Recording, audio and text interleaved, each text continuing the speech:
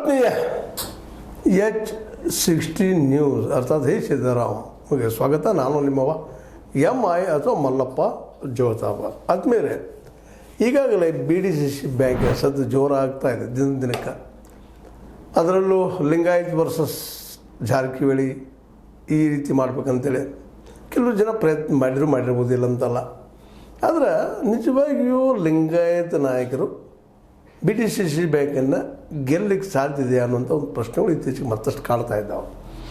ಯಾಕಂದರೆ ಯಾರೂ ಓಪನ್ನಾಗಿ ಈ BDCCಯಲ್ಲಿ ನಾವು ಸ್ಪರ್ಧೆ ಮಾಡ್ತೀವಿ ಅಂತಿಲ್ಲ. ಒಟ್ಟಿನಲ್ಲ ನಾವು ಊಹೆ ಮಾಡ್ತಾಯಿದ್ದೀವಿ. ಊಹೆ ಮಾಡೋಕ್ಕಿಂತಲೂ ಸ್ಪರ್ಧೆಗೆ ನೋಡ್ರಿ, ನೇರವಾಗಿ ಬಾಲಚಂದ್ರ ಜಾರಕಿಹೊಳಿ ಅವರಾಗಿರ್ಬೋದು ಅಥವಾ ನಮ್ಮ ಸತೀಶ್ ಜಾರಕಿಹೊಳಿ ಅವರಾಗಿರ್ಬೋದು, ನಾವು ಎದುರಿಸ್ತೀವಪ್ಪ, ನಮ್ಮ ಕ್ಯಾಂಡಿಡೇಟ್ ನಿಲ್ಲಿಸ್ತೀವಿ, ನಾವು ಅದನ್ನು ಹಿಡಿದು ತೆಗೆದುಕೊಳ್ತೀವಿ ಅನ್ನೋಂಗೆ ಮಾತಾಡ್ತಾ ಇದ್ದಾರೆ. ಮತ್ತು ಅವರು ಮಾಡಲಿ ಅಂತ ಹೇಳ್ತಾ ಇದ್ದಾರೆ, ಚಾಲೆಂಜ್ ಮಾಡ್ತಾ ಇದ್ದಾರೆ. ಅವರು ಅಸಲಿಲ್ಲಿ ಮಾತಾಡಿದಂಥ ನಮ್ಮ ಸತೀಶ್ ಅವರು ಸ್ಪಷ್ಟ ಹೇಳ್ತಾರೆ, ಅದು ಮಾಡಲಿ, ಅವ್ರಿಗೂ ಮಾಡಬೇಕು, ಅದು ಪ್ರಜಾಪ್ರಭುತ್ವದಲ್ಲಿ ಬೇಕು ಅನ್ನೋಂಥ ದೊಡ್ಡ ಮಾತನ್ನು ಆಡಿದ್ದಾರೆ.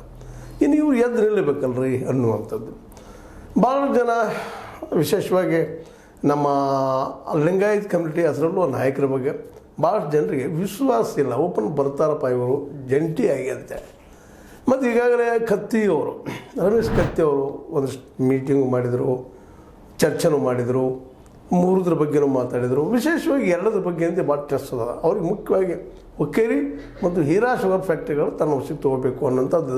ಆದರೆ BDCC ಬ್ಯಾಂಕಿಗೆ ಎಷ್ಟು ಮಟ್ಟಿಗೆ ಅವರು ಕೂಡಿ ಮಾಡಬಹುದು ಅನ್ನುವಂಥದ್ದು. ಯಾಕಂದ್ರೆ ಇನ್ನೂ ಜೊಲ್ಲೆ ಒಂದು ಪ್ರತಿಕ್ರಿಯೆ ಬಂದಿಲ್ಲ. ಇವ್ರು ಹೇಳ್ತಾ ಇದ್ದಾರೆ, ಜೊಲ್ಲೆ ಅವರು ನಾವು ಎಲ್ಲರೂ ಕೂಡ ಮಾಡ್ತಾಯಿದ್ದೀವಿ ಅಂತೇಳಿ.